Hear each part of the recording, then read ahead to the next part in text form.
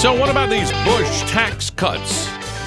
The folks at halttheassault.com keep an eye on this for small business and everybody else. Chris Singerling is on the line with us again to talk about that. Chris, how are you? I'm doing fine, Phil. How are you today? I'm doing great. So what's the conventional wisdom? Are we going to get some of the tax cuts extended or just the middle-class tax cuts? And what are the ramifications if we don't get any of them? Well, that depends on who you talk to, Phil.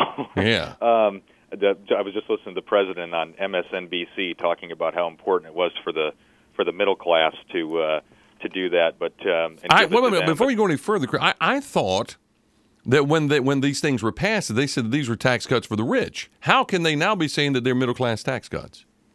Well, it's a very good question, and it's a little bit unusual. I think more than anything, it's rhetoric, and it's obviously appeals to the masses. But the bottom line is, when you talk about this 3% or the rich or the millionaires or whatever the words are that they want to use, the bottom line is 40% of that 3% are individuals that are filed with the IRS under individual tax status, but are actually small business owners across this country. 40%, you're saying?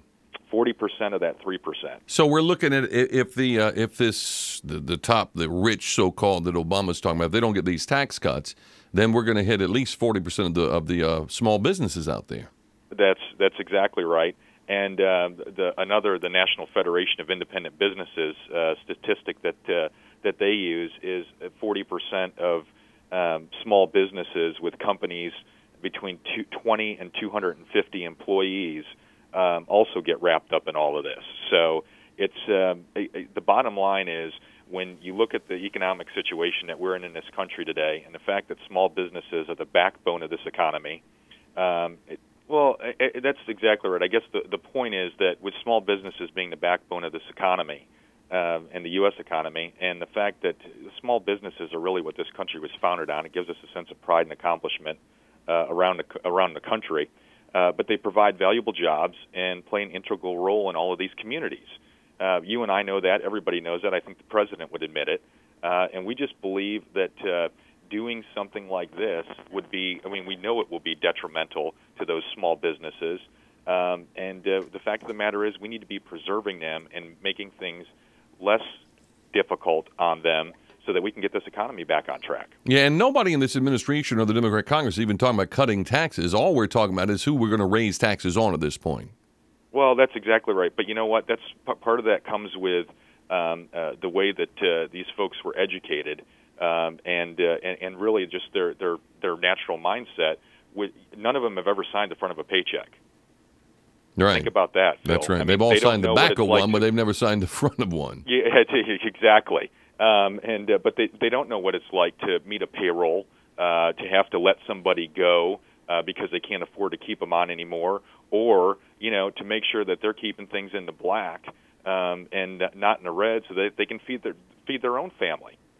So as we go forward with this, well, I'm just looking at the strategy out there. We've got some Democrats, at least 31 of them now, have sent a letter to President Obama saying, look, we got to extend the tax cuts for everybody. And now, so we have some folks breaking ranks here, don't we?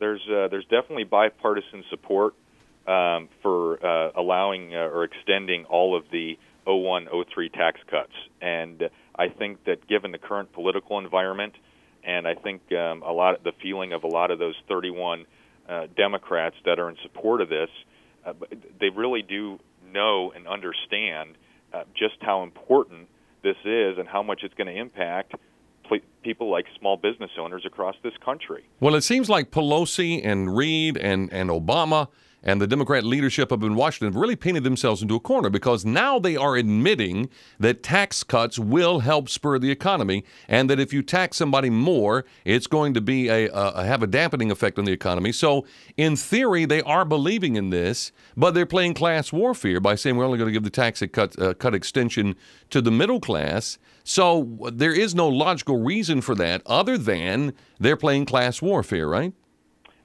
Class warfare would I think be a fair assessment. I would also argue that when you spend money at the rate that they've been spending it over the last 18 months, with it virtually being unchecked with just a few minor exceptions, The fact of the matter is they know that they need to pay for all of this somehow, and this is the only way they're going to do it. Right. Well, we know from when the JFK tax cuts posthumously after his assassination, we know with the Reagan tax cuts, we know with the Bush tax cuts, every time you do this, you stimulate the economy and you bring more money into the Treasury. It takes a couple of years for that to take effect because the economy has to stimulate, and then, of course, what happens with tax revenues. It just seems to me that logic would dictate that we would extend the tax cuts for everybody, but they're not playing logic, they're playing politics with these tax cuts. They're playing politics in an election year, and I find it a little bit ironic because you talk about 2 years down the road. Well, President Obama is going to be running for re-election in 2 years, so you would think that looking at historical trends and the numbers that you just indicated, that in about 2 years things will be looking pretty good, and guess who reaps the rewards of that if it happens? Well, I think he knows that. There have been some theories out there that he actually wants the Republicans to take hold of Congress, take control of that, so that they can save him from himself so that the economy can get back on sound footing and that he can take credit for it. I don't think that that's an irrational thought at all. There's no question that depending on what happens on November 2nd, that things will become a little bit more interesting and possibly even contentious in Washington. But I think the most important thing is that we put an end to this overreach of government, whether it's regulations, whether it's tax increases, and it's not just on Wall Street, and it's not just with corrupt corporations or oil companies that may have made a misstep here or there. This is impacting small businesses that actually are in every single community in this United States. And fortunately, you indicated the 31 Democrats before, but fortunately there's enough people here in Washington right now that are creating a voice to make sure that that doesn't happen and that these tax increases do not occur. Well, you talked about this upper echelon of wage earners out there, and that 40% of them are small businesses. Any indication, have you done any breakdown of the numbers to find out what the average tax increase is going to be for some of these folks out there, that 40%? I mean, what kind of, are we talking $7,000, $10,000? We're probably talking some real money. Yeah, we are talking real money, and I will honestly admit, first of all, I'm not a mathematician. I didn't do very well in that high school or college, but the bottom line is... Well, you don't have to be one to figure out that that if you don't extend them, this is going to be a bad deal. No question. And at the end of the day, just to put this in perspective, right now the top two brackets are 33% and 35% of your income are taxed. If they do not extend those, the 33 will go to 36, and the 35 will go almost to 40. So we're closing in on half your income over a certain level, which is ridiculous.